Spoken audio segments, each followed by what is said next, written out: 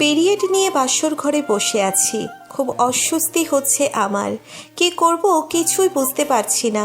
অচেনা একটা ছেলেকে কথাটা বলি কিভাবে? সে কি না ভাববে, অথবা আমার ইচ্ছের কতটুকুই বা মূল্যায়ন করবে যদি এমন অবস্থায়ও পুরুষত্ব ফলাতে চাই। উফ, কিছুই ভাবতে পারছি না। যতই সময় গড়িয়ে যাচ্ছে ততই আমার টেনশনের মাত্রা বাড়ছে। কি এক অপ্রত্যাশিত ঝামেলাই না পড়লাম। বিয়েটা আমার পারিবারিকভাবেই হয়েছে। মধ্যবিত্ত এক ছোট পরিবারের সদস্য ছিলাম আমি। বাবা মায়ের একমাত্র মেয়ে। ছোটবেলা থেকেই খুব পরিপাটি পরিবেশে বড় হয়েছি। এত আদরের মাঝেও কেন জানি না অনার্স প্রথম বর্ষে আসতেই বাবা মার কাছে ভারী হয়ে গেলাম। বসতে হলো বিয়ের পিঁড়িতে। ছোটবেলা থেকেই একটু শান্ত স্বভাবের মেয়ে আমি। ঝামেলা তেমন একটা পছন্দ নয় আমার। আর এই বয়স পর্যন্ত প্রেমের অভিজ্ঞতা একেবারে নেই বললে একটু ভুল হবে। কলেজে থাকতে প্রেমে জড়িয়েছিলাম একবার, তবে ছেলেটির ভালোবাসার মাঝে চাহিদার ব্যাপক আগ্রহটা আমাকে একেবারেই নিরাশ করেছিল। তারপর এই বিষয়টা নিয়ে আর ভাবার সময় হয়ে ওঠেনি। অবশ্য আমার বন্ধু বান্ধবীদের অনেক ভালো খারাপ প্রেমলীলা খুব কাছ থেকে দেখেছি। যাই হোক, যে ছেলেটির জন্যে অধীর আগ্রহে এই ফর্মালিটি রক্ষার জন্য সেজে গুজে বসে আছি, তাকে বিয়ের আগে আমার দেখার বা কথা বলার সৌভাগ্য হয়ে ওঠেনি। শুধু একবার মনের বিপরীতে ফটোটা দেখেছিলাম, তবুও মায়ের চোরাচুরিতে। খুব রাগ হয়েছে বাবা মার ওপর, কেননা এখনই বিয়েটা কোনোভাবেই মেনে নিতে পারছিলাম না আমি। এক প্রকার জোরের মুখেই বাধ্য হয়েছি বিয়েটা করতে। এখনও পর্যন্ত ছেলের বাড়ির পরিচিত বলতে ছেলের মাকে বিয়ের আগে অনেকবার দেখতে হয়েছে, সেই সুবাদেই একটু পরিচিত। আর আমার বরটার নামটা জানি শুধু। খুব সুন্দর না হলেও আমার পছন্দসই নাম ওর, মিস্টার তানভীর। আর আমি হলাম মীরা। মীরা। এই মিস্টার তানভীর এক পিস শালা, কথা নাই বার্তা নাই, সেজে গুছে বিয়ে করতে চলে গেল আমাকে। খুব রাগ ওর ওপর, কিন্তু এই অবস্থায় আমার কোনো বুদ্ধিই কাজ করছে না। যাই হোক, একটু শান্তভাবে বসে থাকি, দেখি বীরপুরুষ মিস্টার তানভীরের কখন ঘরে আসার সময় হয়। হঠাৎই দরজায় খট করে শব্দ হলো। আমার ভিতরটা চমকে উঠল। মনে হয় মিস্টার তানভীর সাহেব চলে এসেছেন। আমি একটু নড়েচড়ে ঠিক হয়ে বসলাম, যেন বলি হওয়ার জন্য প্রস্তুত হচ্ছি। কিন্তু দরজায় শব্দের বেশ কিছু সময় পার হয়ে গেল, অথচ কেউ ঘরে আসছে না। ব্যাপার কি তাহলে? শব্দটা কিসের হলো? তাহলে মিস্টার তানভীর এখানে আসেনি? উফ, অসহ্য লাগছে আমার। খুব রাগও হচ্ছে শালা হ্যাংলার ওপর। ছবিতে দেখে যেটুকু বুঝেছি, হ্যাংলা লম্বা ফর্সা আর বড় চুলে আবৃত, কপালের ঠিক নিচ বরাবর লম্বা নাকের ওপর এক বিন্দু তিলক, যা পুরো মুখটাকেই সুন্দরে ভরে তুলেছে। যার মায়াবী চোখে অগাধ খাদ, যা নিবিড় মায়াময়। এমন দেখতে ছেলে হলেও আমার কিচ্ছু যাই আসে না। ব্যাটাকে আজ জ্বালা বোঝাবো, কিন্তু পরক্ষণেই চুপসে গেলাম। ইস, বাসর ঘর বলে কথা, কি যে ভাবছি না জানি ভাবনাগুলো আমার ওপরই প্রতিফলিত হয়। আবারও হঠাৎ করেই ভয়টা বাড়তে লাগলো। এরই মধ্যে আমার ঘুমের ভাবটাও চলে এলো। প্রায় ঘুমোই হয়ে আসছিলাম, হঠাৎ করেই সজোরের দরজাটা খুলে গেল। আমি আতঙ্কে জেগে উঠি, দেখে মিস্টার তানভীর তাড়াহুড়ো করে দরজাটা লাগিয়ে দিল। ওকে দেখে মনে হচ্ছে যেন যুদ্ধ জয় করে ফিরল। এদিকে ওকে দেখে কাক ভেজা মনে হচ্ছে, আর হাতে একটা কিছু দেখা যাচ্ছে। তার মানে বাহিরে বৃষ্টি হচ্ছে, আর মহাসাহেব কিছু আনতে গিয়ে কাক ভেজা হয়ে ভিজেছে। ওদিকে ওর এমন অবস্থা আমাকে সত্যি সত্যি আতঙ্কে ফেলে দেয়। আমি চুপচাপ হয়ে বসে পড়লাম। ও আমার দিকে এগিয়ে আসছিল। আমার হৃদকম্পন দ্বিগুণ হতে লাগলো। কাছে এসে হাতের জিনিসগুলো ডেস্কে রেখে খুব শান্তভাবে আমার সামনাসামনি বসলো। আমার অস্বস্তিটা আরও বেড়ে গেল। কাছে এসেই কিছু না বলেই আমার হাত দুটো খুব আলতো করে ধরলো। আমার মনের ভাবনাগুলো মাথা চাড়া দিয়ে উঠতে লাগলো। আমি কিছু না ভেবেই খুব আস্তে করে হাতটা ছাড়িয়ে নেওয়ার চেষ্টা করলাম, আর তাতেই সে আরও শক্ত করে হাতটা চেপে ধরল। এইবার আমার খুব বিরক্ত লাগছিল, আর হাতটা ছাড়িয়ে নিতে ইচ্ছে করছিল, কিন্তু কিছুই করতে পারছিলাম না আমি। হঠাৎই আমার চিন্তায় ছেদ ঘটিয়ে মিস্টার তানভীর বলে উঠল, আমি জানি তোমার খারাপ লাগছে, কিন্তু কি বলো তো, সেই ছোটবেলা থেকেই এই রাতটি নিয়ে কত চিন্তা করে আসছি, আর আজ কোনো কথাই খুঁজে পাচ্ছি না। খুব শান্ত আর মায়াবী চাহনি নিয়ে কথাগুলো বলল সে। কেন জানি না এইবার আমার মনটা কেমন হালকা হয়ে গেল। কিছুক্ষণ চুপ থেকে আবার সে বলতে লাগলো, একটা কথা বলবো, রাখবে? আমি মাথা নাড়ালাম। তোমাকে সারা জীবন খুশি রাখার অপ্রাণ চেষ্টা করব। তুমি আমার পাশে থাকবে তো? আমি একটু অবাক হলাম তার কথায়। কি বলবো ভেবে পাচ্ছি না, তবুও মাথা নাড়লাম, থাকবো। তারপর কেন জানি না তানভীর আমার হাতটা ছেড়ে দিয়ে উঠে দাঁড়ালো আর কিছু উপহার আমার হাতে তুলে দিল। আমি স্বাভাবিকভাবেই সেগুলো রেখে দিলাম। সত্যি কথা বলতে এখনো পর্যন্ত ওনাকে চিনতে পারছি না। কেমন ছেলেও, হয়তো আমার ভাবনাটাই ঠিক নয়তো না। আর এতক্ষণে আমি একটা কথাও ওর সাথে বলিনি, চুপচাপ ওর গিফটের দিকে তাকিয়ে আছি। হঠাৎই তানভীর আমার সামনে একটা ন্যাপকিনের প্যাক নিয়ে বলল, চাও ফ্রেশ হয়ে আসো। আমি থ হয়ে গেলাম। বিস্ময়ে আমার চোখ দুটো ছানা বড়া হয়ে গেল। আমি ওর দিকে অবাক চাহনিতে তাকিয়ে আছি। আবারও সে প্যাকেটটা একটু নেড়ে আমার দিকে এগিয়ে দিল। আমার প্রশ্নগুলো অস্বাভাবিকভাবে বাড়তে লাগলো। আবারও সে ন্যাপকিনের প্যাকটা একটু নেড়ে আমার দিকে এগিয়ে দিল। আমার প্রশ্নগুলো অস্বাভাবিকভাবে বাড়তে লাগলো। নানান প্রশ্ন ঘুরপাক খাচ্ছে। আমি সত্যিই বিস্ময়ে হতবাক হয়ে ভাবছি যে মিস্টার তানভীর কিভাবে জানলো আমার পিরিয়ড সম্পর্কে, আর তাকে কেনই বা এতটা শান্ত দেখাচ্ছে। তাহলে কি আমার ভাবা চিরায়ত ভাবনাগুলো আসলেই মিথ্যা? তাহলে কি আমি ভুল ভাবছিলাম? তাহলে কি ও অন্য ৮-১০টা ছেলেদের মতো না, নাকি শুধুমাত্র ক্ষণিকের ভালো মানুষই দেখানো? কিছুই ভাবতে পারছিলাম না। অনেক প্রশ্ন এখন আমাকে দাপিয়ে বেড়াচ্ছে। যাই হোক, একটু লজ্জা লাগলেও নতুন একজনের কাছ থেকে প্যাকটা আমি নিলাম।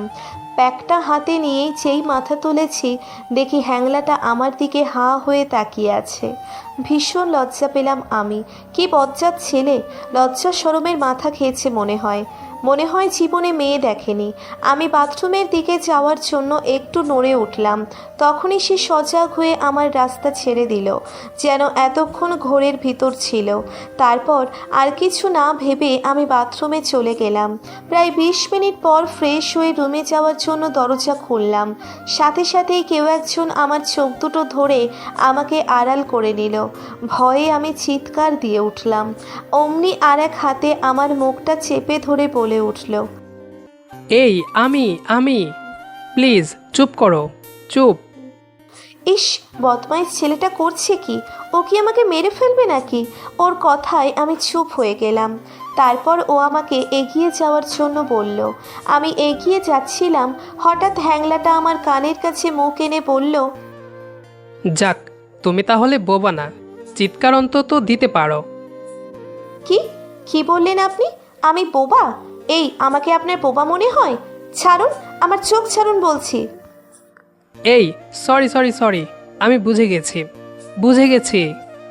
আর একটু চলো না, তারপর চোখ ছাড়ি। কি বুঝেছেন আপনি? হ্যাঁ, না মানে, তুমি ঠিকই তো, এই যে কথা বলতে পারো।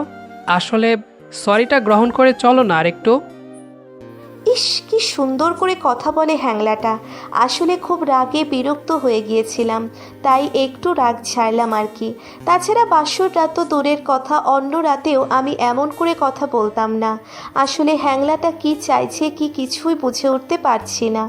আজ সারা রাত কি এভাবেই জ্বালাতন করবে নাকি? ধুর, ভাল লাগে না। এবার মিস্টার তানভীর সাহেব আমাকে নিয়ে থেমে গেলেন।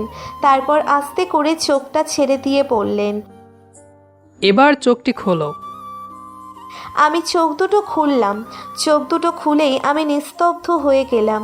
কিভাবে সম্ভব? আমি বিস্ময়ে অস্থির হয়ে গেলাম। তাহলে কি এইটাই তানভীর?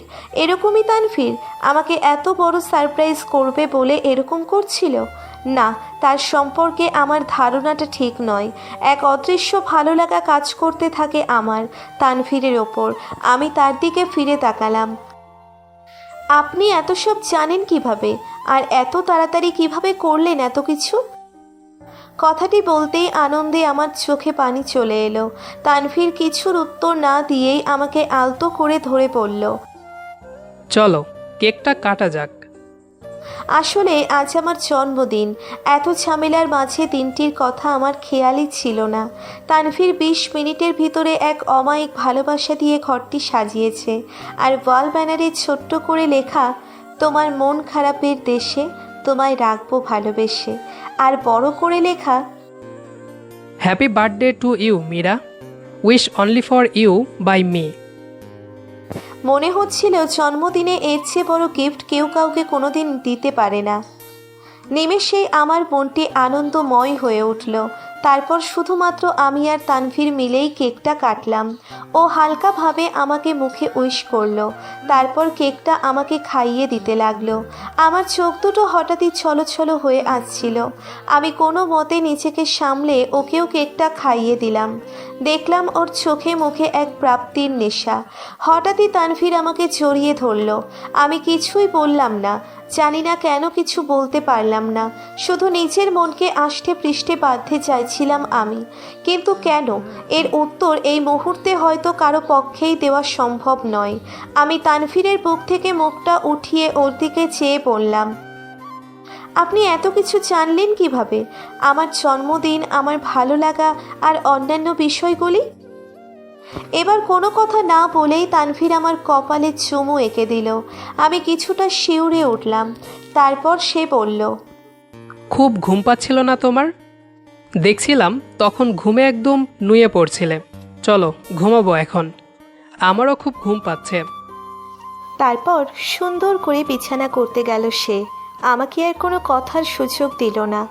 আমিও বাধ্য মেয়ের মতো শুয়ে পড়লাম ওর পাশে।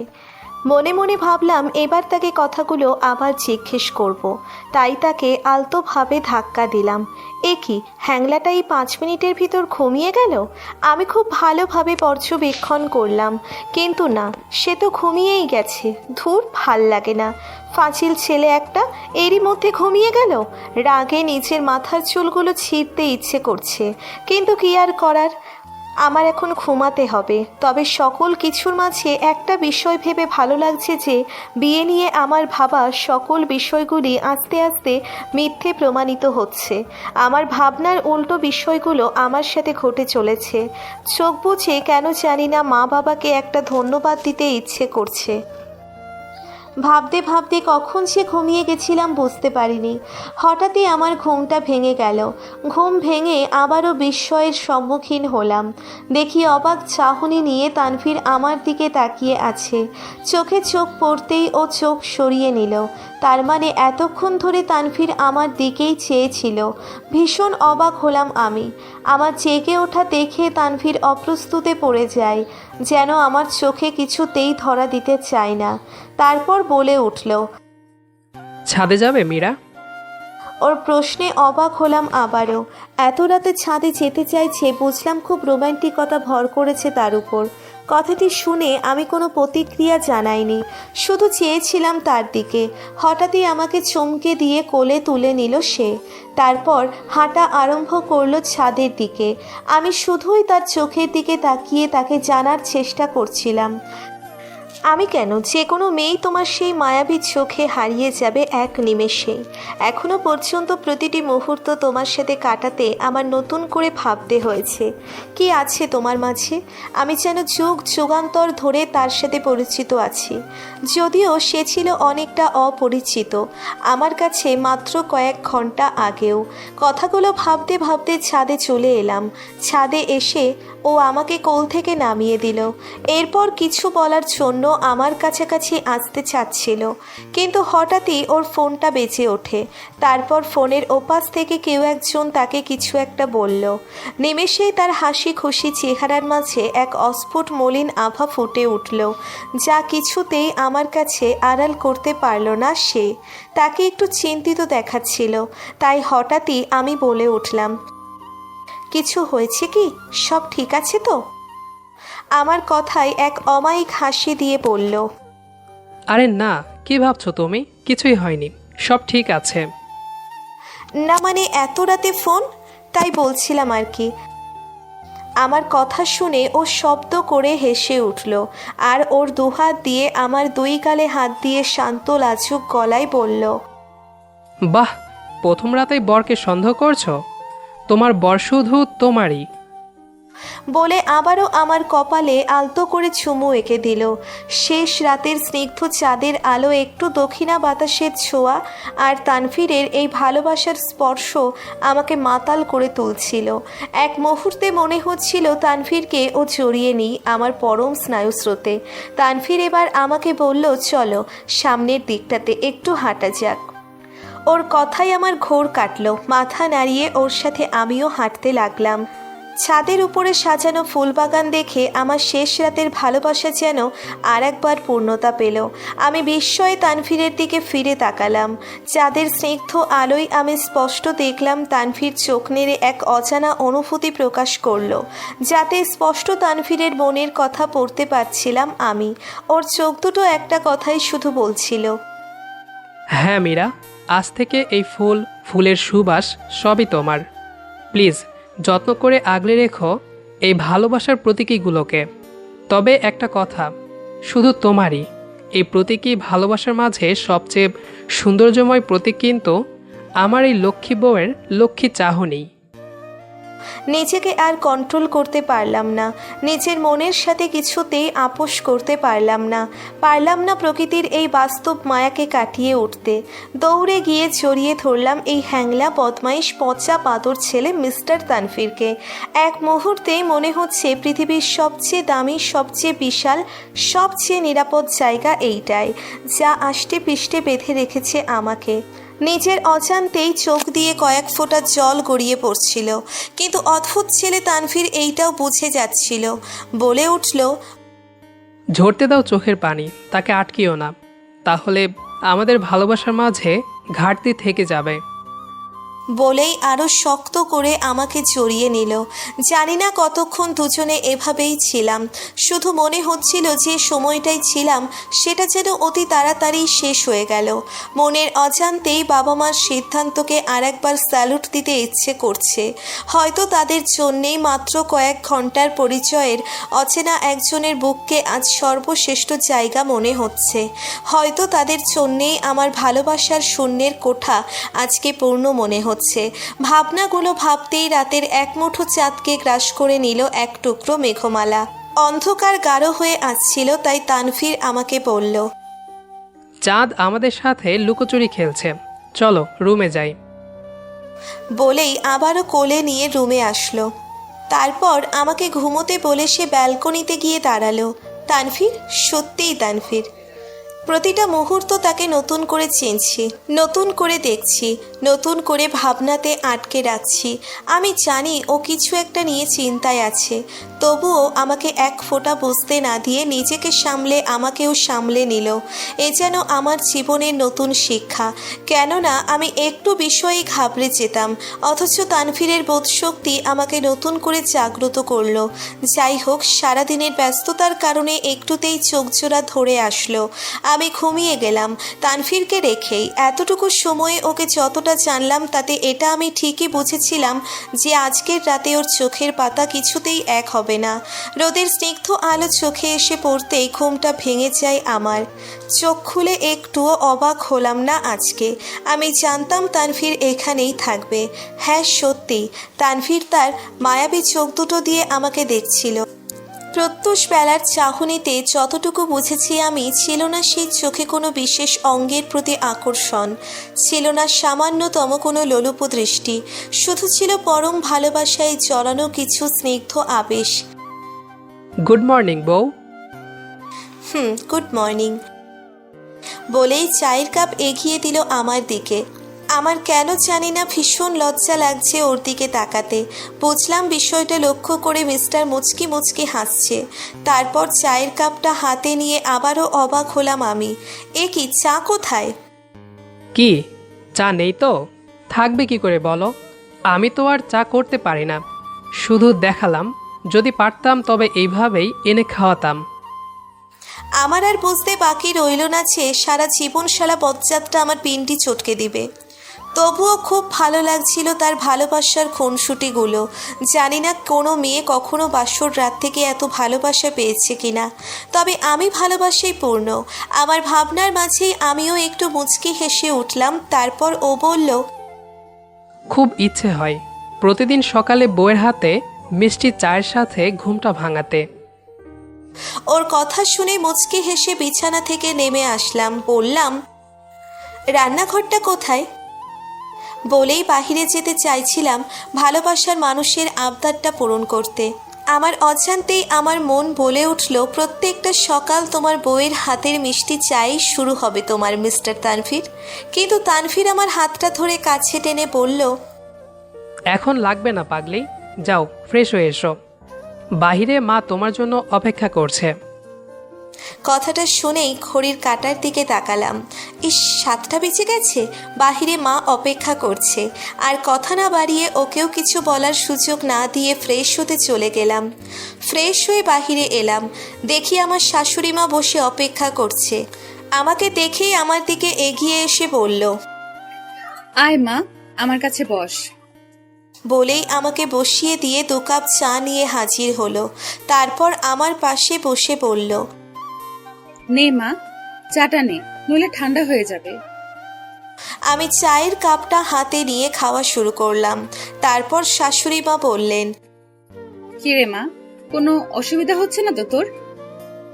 জি না মা, আমার কোনো অসুবিধে হচ্ছে না। আমি মায়ের সাথে চা খাচ্ছিলাম আর এদিক সেদিক তাকিয়ে তানভীরকে খুঁজছিলাম। হয়তো ব্যাপারটা শাশুড়ি লক্ষ্য করছিল, তাই বলল, কি রে মা, কাউকে খুঁজছিস? জানি তো, তানভীরকে খুঁজছিস? আমি লজ্জা পেয়ে গেলাম। মুখ ফুটে কিছু বলতেও পারছিলাম না, শুধু লজ্জার মাথা খেয়ে মাথা নাড়ালাম। উনি বললেন, কেন তুই জানিস না? ও তো একটু মিলে গেছে। কাল শেষ রাতের দিকে আমাদের মিলে আগুন ধরে গিয়েছিল, শুনলাম অনেকটাই নাকি ক্ষতি হয়ে গেছে। কথাটা শুনে আমি অবাক ও নিস্তব্ধ হয়ে যাই। তার মানে তানভীরকে তখন সে জন্যই অমন দেখাচ্ছিল। আমার ভিতরটা মুচড়ে উঠল, নিমেষেই মলিন হয়ে যায় আমার মুখ। আমার অবস্থাটা বুঝতে পেরে শাশুড়ি মা বললেন, কি রে, তুই জানতিস না? আমি বললাম, না মা, আপনার ছেলে তেমন কিছু বলেনি। তারপর উনি বললেন, তানভীর এমনই, তুই কোনো টেনশন করিস না, সব ঠিক হয়ে যাবে। আমি আমার শাশুড়িকে দেখেও অবাক হচ্ছি। 2 মা ছেলে সত্যিই অন্যরকম ধাতুতে গড়া, যা আমাদের 8-10টা পরিবারের চেয়েও অনন্য। তারপর আবারও শাশুড়ি মা বলে উঠলেন, শোন, তোকে কিছু কথা বলি মা। জানিস তো তানভীরের বাবা নেই। তানভীরের ছোটবেলাতেই উনি মারা যান। খুব কষ্ট আর ধৈর্য নিয়ে সাধনার ফলে আজকে তানভীর নিজেকে প্রতিষ্ঠিত করেছে। যদিও তানভীরকে ছোটবেলা থেকে একটা কথা শিখিয়েছিলাম যে নিজে চেষ্টা করো, নিজের পথকে নিজেই তৈরি করো। যে কাজ 10 জনে পারে না সেই কাজ তুমি চেষ্টা করবে, কোনো বিষয়ে টেনশন করবে না। যেটা হওয়ার সেটা শাশ্বত নিয়মেই হবে, তুমি চাইলেও আটকে রাখতে পারবে না। তার চেয়ে ভালো দুর্দিনে ধৈর্য ধারণ করে তার মোকাবেলা করবে। হয়তো তানভীর ছোটবেলা থেকে আমার কথাগুলো মেনে আসছিল। মারে, আমার ছেলে বলে বলছি না, ও সত্যি একজন খাঁটি মানুষ। বলেই আমার হাতটি জড়িয়ে ধরে বলল, কথা দে মা, কখনো আমার ছেলেকে কষ্ট দিবি না। দেখলাম কথাগুলো বলতে ওনার চোখের কোণে পানি জমল, কিন্তু গড়িয়ে পড়ল না। বুঝলাম ওনারা অন্য জাতের মানুষ। আমিও কেঁদে দিলাম, কিছু বলার ভাষা হারিয়ে ফেলছিলাম। আমি শাশুড়ি মাকে জড়িয়ে ধরলাম। মনে হলো আমার মায়ের চিরস্কপি, কেননা তার বুকেও একই রকম শান্তি। তারপর মা আমাকে বলল, চল মা, তোকে পুরো বাড়িটা চিনিয়ে দেই। আজ থেকে সব দায়িত্ব তোর, আমার রেস্ট। শোন মা, এই শহরে আমাদের আপন বলতে তেমন কেউই নেই, তাই তোদের বিয়েটাও ঘরোয়া পরিবেশেই শেষ করছি। তাই এখানে আমি ছাড়া কিছু বলার মতো কাউকে পাবি না। তাই কিছু লাগলে অবশ্যই আমাকে বলিস মা। আমার বিস্মিত হওয়ার মাত্রা বুঝি অতিক্রম করলো। এত অমায়িক পরিবার একমাত্র সৃষ্টিকর্তা ভাগ্যে রাখলেই সম্ভব। আমি আর আমার শাশুড়ি মা মিলে পুরো বাড়িটা বেড়ালাম। এর মধ্যে আরও অনেক গল্প হলো আমাদের। তিনি তানভীরের সকল পছন্দ অপছন্দ আমাকে জানালেন। এক মুহূর্তে আমি ভুলেই গেছি যে আমি এক অচেনা পরিবারের নতুন সদস্য। আমি শাশুড়িকে আর একবার বললাম, মা, মিলের অবস্থাটা কি হলো একবার জানলে হতো না? না রে মা, তোকে বললাম না, কোনো টেনশন করবি না, তানভীর সব সামলে নিবে। চল আমরা দুপুরের রান্নাটা শেষ করি, তোকে সব দেখিয়ে দেই। আমি মাথা নেড়ে তার সাথে হাঁটা দিলাম রান্নাঘরে। প্রায় 2 ঘন্টা পর রান্না শেষ করে ফ্রেশ হয়ে রুমে আসলাম। পুরো রান্নার সময়ে শাশুড়ি মায়ের মুখের মজাদার সেই গল্প আমাকে ভুলিয়েই দিয়েছে যে আমি কখনো রান্নাঘরের ছায়ায় মারাইনি। মনে হচ্ছিল এই রান্নার কাজ আমার কত বছরের অভ্যেস।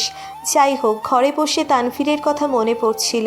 শালা হ্যাংলা সেই কখন গেছে, এখনও আসার নাম গন্ধ নেই। জীবনে এই প্রথম কোনো ছেলেকে এত মিস করছি। ঘরের ভেতর একাই ঘোরাঘুরি করছিলাম।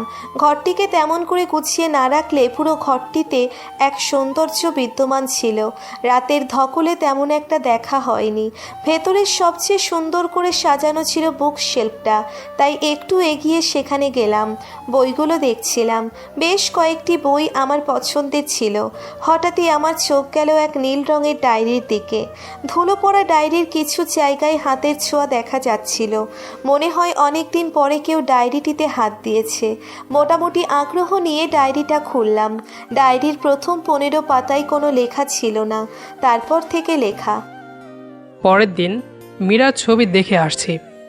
কিভাবে তার সৌন্দর্যের বর্ণনা দেব ভেবে পাচ্ছি না। খুব কাছ থেকে আজকে তাকে দেখলাম। আগেই বললাম তার সৌন্দর্য আমার কাছে বর্ণাতীত। তাই কি মায়াবী যে তাকে লাগছিল তা শুধু আমি জেনেছিলাম। প্রথম দেখাতেই মীরা একটু অবাক হয়েছিল আমাকে দেখে। কেননা রাতে বৃষ্টিতে কাকভেজা হয়ে ভিজে খুব কষ্টে তার জন্য একগুচ্ছ গোলাপ আর প্যাড নিয়ে এসেছিলাম। তার হাতে দেওয়ায় সে যে ভীষণ রকম অবাক হয়েছিল তা আমি বুঝেছিলাম। ওর চোখ আমাকে প্রশ্ন করছিল আমি কিভাবে জানলাম তার পিরিয়ডের কথা।